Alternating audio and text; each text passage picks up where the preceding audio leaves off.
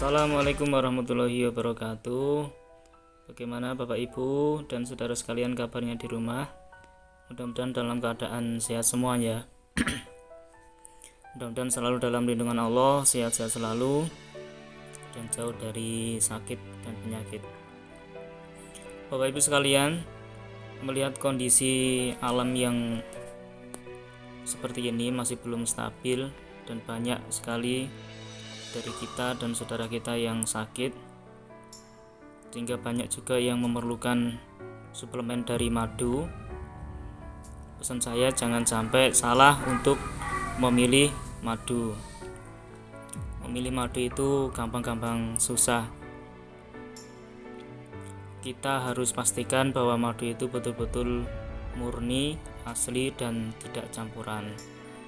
Kalau kita membaca artikel dari sumber-sumber itu macam-macam ya, Bapak Ibu bisa baca-baca juga, bisa ngelihat seperti apa madu yang murni, yang asli. Mungkin saya sedikit memberikan gambaran atau penjelasan tentang madu yang murni atau yang asli ya. Berpengalaman dari kami sendiri dari beberapa bulan menjual madu. Jadi kami pastikan madu tersebut asli dan murni langsung dari petani. Yang pertama, pastikan Bapak Ibu kalau bisa kenal sama penjual madunya, syukur-syukur sama yang cari madunya ya. Silakan Bapak Ibu kalau percaya madu hutan ya silakan, atau madu yang ternak juga silakan. Yang penting tahu asal usul madunya, prosesnya seperti apa, produksinya juga seperti apa. Ada beberapa ciri dari madu hutan yang murni ya Bapak Ibu.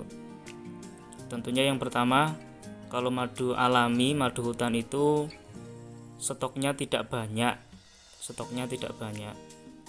Karena tidak dibudidayakan. Madunya tawonnya atau lebahannya lebah liar, sehingga yang dihasilkan ya segitu-gitu aja. Karena baru dapat sedikit, nanti diambil, kemudian tawonnya bikin sarang lagi, nggak lama lagi diambil. Beda seperti tawon ternak atau madu ternak. Kemudian teksturnya itu juga berubah-ubah sesuai kondisi, sesuai cuaca, sama sesuai musim. Kalau musim hujan itu memang agak cair, kandungan airnya itu agak banyak, sehingga kalau diminum itu kayak kerasa ada airnya. Cuman yang namanya madu murni tetap murni, karena ya kadar airnya yang naik, yang meningkat.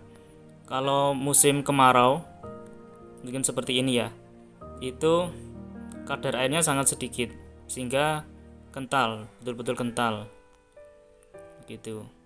Kemudian juga rasanya itu juga berbeda-beda, enggak tetap manis atau tetap asam, itu enggak, karena tergantung juga dari nektar bunga yang dimakan oleh lebah itu. Kadang ada yang bunga yang nektarnya itu manis ya, hasil madunya juga manis. Yang asam ya asam, macam-macam. Jadi tidak tetap, jadi berubah-ubah seperti itu. Kemudian warnanya juga beda-beda tergantung nektar bunganya yang dimakan oleh madu itu. Warnanya juga kadang coklat agak muda, kadang coklatnya agak tua, hampir kayak hitam gitu ya. Itu memang alamiahnya seperti itu. Kemudian apakah madu yang asli itu semut tidak suka? Beberapa sumber artikel itu menjelaskan kalau madu yang alami, yang murni, yang belum tercampur sama bahan-bahan yang lain atau kimia-kimia yang lain, itu justru semut itu suka, mau. Jadi kalau kita lihat di pohon-pohon itu ya, mungkin kita sering lihat di pohon apa itu namanya, kopi, itu biasanya bunga-bunganya itu dirubung sama semut karena masih alami, dan di pohon-pohon yang lainnya, sehingga ketika dimakan lebah menjadi madu pun, jadi itu juga masih alami.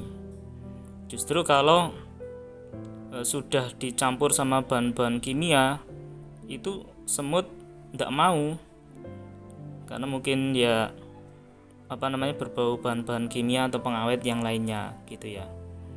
Jadi itu. Kemudian silahkan kalau mau ngetes dimasukkan kulkas atau freezer. Nah, kalau tidak ada campuran atau kandungan air, madu asli, madu murni itu di freezer, dimasukkan freezer berapa bulan pun itu nggak akan beku, nggak akan berubah warna menjadi putih atau menjadi apa, itu enggak. Kemudian juga nggak berubah rasa. Boleh dicoba, silahkan. Atau mau nyoba yang lain, diteteskan di di tisu atau di koran, itu memang kalau madunya nggak ada kandungan airnya yang berlebih ya, atau campuran, itu nggak akan netes ke bawah juga, Nah, untuk masalah rasa, jadi apabila Bapak Ibu saudara sekalian itu mencampur madu di air, di gelas gitu ya, gelas kecil gitu, itu dikasih madu 2 sendok 3 sendok, itu memang nggak begitu manis Bapak Ibu sekalian. Memang nggak begitu manis karena kandungan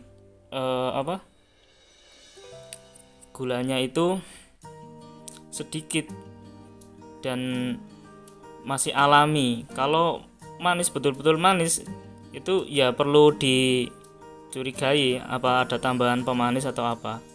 Kita nggak ngambil manisnya tapi mengambil khasiatnya. Yang penting rutin setiap hari, setiap pagi, setiap malam itu 3 sendok itu dicampur air hangat, atau dicampur jamu, atau ditambahi susu, ditambahi jahe, ditambahi telur, silahkan gitu. Yang penting rutin, tidak usah ditambah sama gula, justru malah membahayakan. Nah, ini pentingnya kenapa kita harus berhati-hati memilih suplemen madu yang murni, yang asli. Karena jika salah milih, yang kita minum itu adalah madu sudah campuran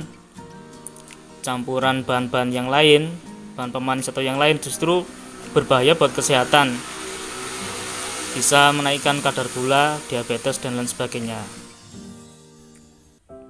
Memang langka sekali Bapak Ibu untuk madu hutan yang murni.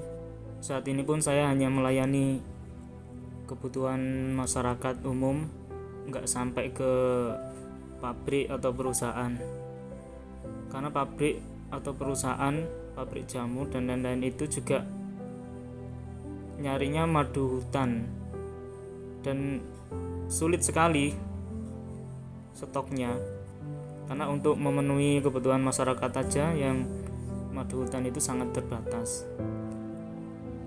Kalau perusahaan atau pabrik jamu seperti itu butuhnya sampai berton-ton Bapak Ibu sekalian.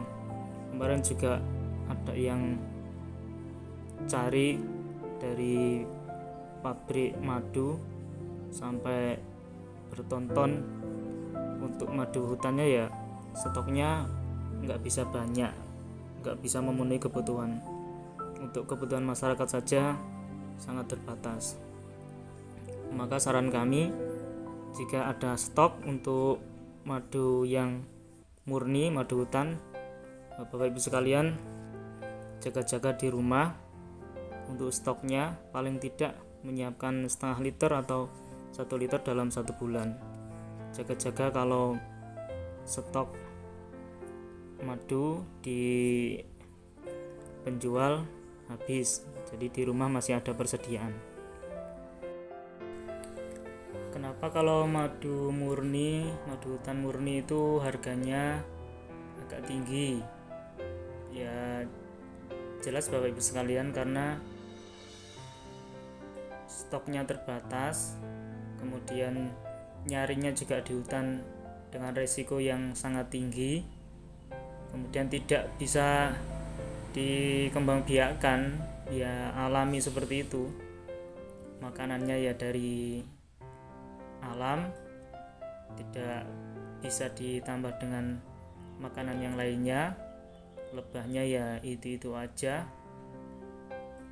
Kemudian yang nyari madu di hutan itu resikonya juga tinggi sekali, biasanya naik-naik di atas pohon gitu, pohon-pohon tinggi ya, resikonya kalau jatuh ya luka, bisa jadi mati juga.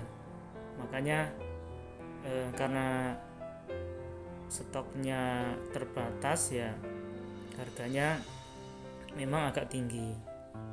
Caranya Bapak Ibu bisa beli dengan kemasan yang kecil, yang 250 ml atau yang 500 ml agar terjangkau.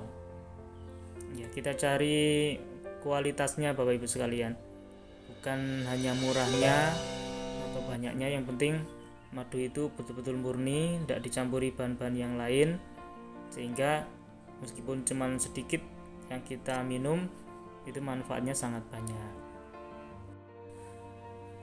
Karena mencari madu di hutan itu harus memperhatikan beberapa aspek juga Bapak Ibu sekalian. Jadi tidak boleh rakus. Yang pertama harus memperhatikan kelestarian lingkungan, tidak boleh merusak pepohonan, kemudian tidak boleh merusak lebah itu sendiri ya, tidak boleh bicara yang kotor-kotor ketika mencari madu di hutan. Kemudian ya tidak boleh rakus, sehingga yang didapatkan ya tidak banyak, pendapatannya cuma sedikit, dibagi banyak orang yang membutuhkan. Hingga wajar kalau pendapatan madu dari hutan itu sedikit, tidak banyak, dan harganya memang ya bisa dibilang tinggi, tapi kualitas, keasliannya, kemurniannya itu betul-betul terjamin. Baik Bapak Ibu dan saudara sekalian, sedikit informasi yang bisa saya sampaikan, mudah-mudahan bermanfaat buat kita semuanya. Mudah-mudahan kita selalu dalam keadaan sehat walafiat, jauh dari segala macam penyakit. Yang jelas madu itu adalah obat yang sudah dijelaskan oleh Allah di dalam Al-Quran surat An-Nahl ayat 69, yakhruju min butuniha syarabun mukhtalifun alwanuh fihi shifaa'un linnas inna fi dzalika laayatan liqaumin yatafakkarun. Jadi memang lebah oleh Allah diberi ilham untuk membuat rumah di pegunungan, di tempat-tempat yang disiapkan oleh manusia. Kemudian makanlah dari segala macam tumbuhan yang akhirnya keluar dari perut lebah itu madu yang bermacam-macam warnanya, rasanya ya, teksturnya, yang menjadi obat bagi manusia. Sesungguhnya demikian itu menjadi ayat tanda kekuasaan Allah bagi orang-orang yang mau berpikir. Dengan jaminan Allah di dalam Al-Quran tersebut, kita yakin bahwa madu yang betul-betul murni akan bisa membuat tubuh kita semakin sehat dan jauh dari penyakit. Sekian dari saya, ada kurang lebihnya mohon maaf. Wassalamualaikum warahmatullahi wabarakatuh.